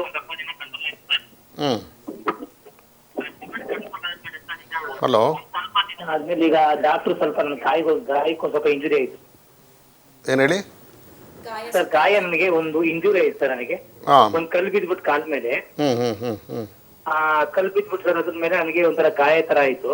ಇಲ್ಲಿ ದಯಾನಂದ ಸಾಗರ ಅಂತ ದೊಡ್ಡ ಹಾಸ್ಪಿಟಲ್ ಇದೆ ಸರ್, ಆರೋಳ್ಳಿ ಪಕ್ಕ. ಈ ಹಾಸ್ಪಿಟಲ್ ಹತ್ರ ಹೋದ್ಮೇಲೆ ಸರ್ ನಾನು ಹಾಸ್ಪಿಟಲ್ ಹತ್ರ ಹೋದ್ಮೇಲೆ ಸರ್ ಆ ಗಾಯಕ್ಕೆ ಕೇಳಿಸ್ತಿಲ್ಲ. ಸಂತೋಷ್ ಅವರೇ, ನಿಮಗೆ ಇನ್ ಕೇಸ್ ಏನಾದರೂ ವೈದ್ಯರನ್ನ ಭೇಟಿ ಮಾಡಬೇಕು ಅಂತಂದ್ರೆ ಈಗ ಅಷ್ಟೇ ಡಾಕ್ಟರ್ ಅವರ ಹಾಸ್ಪಿಟಲ್ ಡೀಟೇಲ್ಸ್ ಅನ್ನ ಕೂಡ ಕೊಟ್ಟಿದ್ದಾರೆ, ನೀವು ಅಲ್ಲಿಗೆ ವಿಸಿಟ್ ಮಾಡಿ ಡಾಕ್ಟರ್ನ ಕನ್ಸಲ್ಟ್ ಕೂಡ ಮಾಡಬಹುದು. ಎಸ್ ಡಾಕ್ಟರ್, ಇಷ್ಟೊತ್ತು ಡಯಾಬಿಟೀಸ್ ಬಗ್ಗೆ ತುಂಬಾ ತಿಳಿಸ್ಕೊಟ್ರಿ. ನಮಗೆ ನಿಮ್ಮ ಫ್ಯಾಮಿಲಿ ಬಗ್ಗೆ ತಿಳಿದುಕೊಳ್ಬೇಕು ಅಂತ, ಸೊ ನಿಮ್ಮ ಫ್ಯಾಮಿಲಿ ಪರಿಚಯ ಮಾಡೋದಾದ್ರೆ ಡಾಕ್ಟರ್. ನಮ್ಮ ಫ್ಯಾಮಿಲಿ, ನಮ್ಮ ವೈಫು ಕಲ್ಪನಾ ಅಂತ, ಇಬ್ಬರು ಡಾಟರ್ಸು. ಒಬ್ಬಳು ಶ್ರಾವ್ಯ ಅಂತ, ಅವಳು ಸಾಫ್ಟ್ವೇರ್ ಇಂಜಿನಿಯರು. ಇನ್ನೊಬ್ಬಳು ಸಾಫ್ಟ್ವೇರ್ ಇಂಜಿನಿಯರು, ಅವಳು ಆ್ಯಕ್ಚುಲಿ ಕೆನಡಾಲಿ MS ಮಾಡ್ತಾ ಇದ್ದಾಳೆ. ಓಕೆ ಡಾಕ್ಟರ್, ಡಾಕ್ಟರ್ಸ್ ಅಂದ್ರೇ ಬ್ಯುಸಿ ಆಗಿರ್ತೀರಾ, ನಿಮಗೆ ಫ್ರೀ ಟೈಮ್ ಸಿಕ್ಕಿದಾಗ ನಿಮ್ಮ ಹಾಬೀಸ್ ಆಗಿರ್ಬೋದು, ಏನು ಮಾಡ್ತೀರಾ ಡಾಕ್ಟರ್ ನೀವು? ಅಂದರೆ ಹಾಬೀಸ್ ಇನ್ ದ ಸೆನ್ಸ್, ನಾವು ಈಗ ಮೋಸ್ಟ್ ಆಫ್ ದಿ ಇದರಲ್ಲಿ ಮತ್ತು ನ್ಯೂಸ್ ಪೇಪರಲ್ಲಿ ಆರ್ಟಿಕಲ್ಸ್ ಬರೆಯೋದು. ಆಮೇಲೆ ಬೇರೆ ಇದು ಅಂದರೆ ಈ ಸ್ಪೋರ್ಟ್ಸ್, ಕ್ರಿಕೆಟು ಇದರ ಬಗ್ಗೆ ಇದು ಮಾಡೋದು. ಸೊ ಆದಷ್ಟು ನಮ್ಮ ರಜದ ಟೈಮಲ್ಲಿ ಸ್ಯಾಟರ್ಡೇ ಸಂಡೇ ಸೊ ಈ ಥರ ಬೇರೆ ಬೇರೆ ಅಂದರೆ ಮೋಸ್ಟ್ಲಿ ನಾವು ಕ್ರಿಕೆಟ್ ಬಗ್ಗೆ ಜಾಸ್ತಿ ಇರೋದ್ರಿಂದ ಕ್ರಿಕೆಟ್ ನೋಡ್ತೀವಿ. ಓಕೆ ಡಾಕ್ಟರ್, ಇಷ್ಟೊತ್ತು ಮಧುಮೇಹದ ಬಗ್ಗೆ ಹಾಗೆ ನಿಮ್ಮ ಫ್ಯಾಮಿಲಿ ಬಗ್ಗೆ ನಮಗೆ ತಿಳಿಸ್ಕೊಟ್ರಿ. ಇಷ್ಟೊತ್ತು ನಮ್ಮ ಕಾರ್ಯಕ್ರಮಕ್ಕೆ ನೀವು ಸಮಯ ಕೊಟ್ಟಿದ್ದೀರಾ. ನಿಮ್ಮ ಬ್ಯುಸಿ ಶೆಡ್ಯೂಲಲ್ಲೂ ಕೂಡ ಅಷ್ಟು ದೂರದಿಂದ ಇಲ್ಲಿಗೆ ಬಂದು ನಮ್ಮ ಜೊತೆ ಟೈಮ್ ಸ್ಪೆಂಡ್ ಮಾಡಿದ್ದೀರಾ. ಧನ್ಯವಾದಗಳು. ಎಸ್ ವೀಕ್ಷಕರೇ, ಇಷ್ಟೊತ್ತು ಮಧುಮೇಹ ಅಂದರೆ ಏನು, ಯಾಕೆ ಬರುತ್ತೆ, ಹಾಗೆ ಇದನ್ನು ನಾವು ಯಾವ ರೀತಿಯಾಗಿ ಕಂಟ್ರೋಲಲ್ಲಿ ಇಟ್ಕೊಳ್ಬೇಕು, ಯಾವ ರೀತಿಯಾದಂಥ ಆಹಾರ ಪದ್ಧತಿಯನ್ನು ತಗೊಳ್ಬೇಕು ಅಂತ ಡಾಕ್ಟರ್ ಅನಿಲ್ ಕುಮಾರ್ ಅವರು ಸಾಕಷ್ಟು ಮಾಹಿತಿಯನ್ನು ನಮಗೆ ತಿಳಿಸ್ಕೊಟ್ರು. ಹಾಗೆ ಮುಂದಿನ ವಾರ ಮತ್ತೊಂದು ಸಂಚಿಕೆಯಲ್ಲಿ ಮತ್ತೊಂದು ಹೊಸ ಆರೋಗ್ಯಕ್ಕೆ ಸಂಬಂಧಪಟ್ಟಂಥ ಮತ್ತೊಂದು ಟಾಪಿಕ್ ಜೊತೆ ನಾನು ನಿಮ್ಮ ಮುಂದೆ ಬರ್ತೀನಿ. ಅಲ್ಲಿವರೆಗೂ ನೋಡ್ತಾ ಇರಿ ಸಿರಿ ಕನ್ನಡ. ಧನ್ಯವಾದಗಳು.